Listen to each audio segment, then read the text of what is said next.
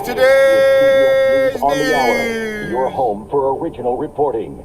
I'm Matt Piper in New York. It is midnight in Kyiv, Ukraine, after another day of fierce fighting. Russia hit a TV tower there, killing at least 5 people, and a convoy of Russian tankers is still making its way toward the capital city, as CBS's Chris Livesay reports from Ukraine. You've seen the explosion in Kharkiv that killed 10 people and injured dozens more. The big concern is that we'll start seeing more of that in Kyiv, targeting civilians in populated areas. CBS News military consultant Jeff McCausland says Russian forces are seemingly having a tough time over the last week. It's also been quite surprising, the poor performance of the Russian military. Since they did in fact assume that it would be easy, they apparently did not create a sufficient logistics base to sustain the advance. Reporter Phil Ittner has just arrived in Lviv near Ukraine's western border and describes scenes of citizens fleeing. What I saw at the border was very disturbing. Long, streaming lines of cars trying to get out of Ukraine.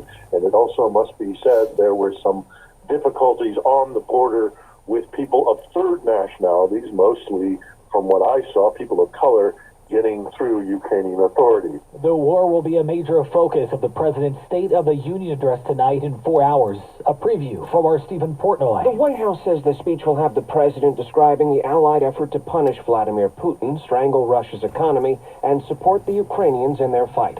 The CBS News poll illustrates how quickly the crisis has risen to the top of the list of American concerns. 3/4 in our survey say they support sanctions against Russia and Putin, and 63% say they support sending additional U.S. troops to Eastern Europe to protect America's NATO allies. It appears they won't be playing ball. I'm Peter King. The Players Union has rejected what MLB called its best and final offer. There seemed to be some progress yesterday, and baseball extended its deadline to 5 p.m. Eastern Time today. But with no agreement, MLB has said that it would start canceling regular season games, starting with opening day, which was supposed to be March 31st. The two sides have been meeting in Jupiter, Florida. No word on when they'll meet again. In Texas, a rally in Austin to protest anti-trans bills moving through the state legislature. Governor Greg Abbott recently instructed state agencies to investigate families who provide gender-affirming treatments to their children and to refer for prosecution. The Dow lost 598. The Nasdaq was down 219. This is CBS News.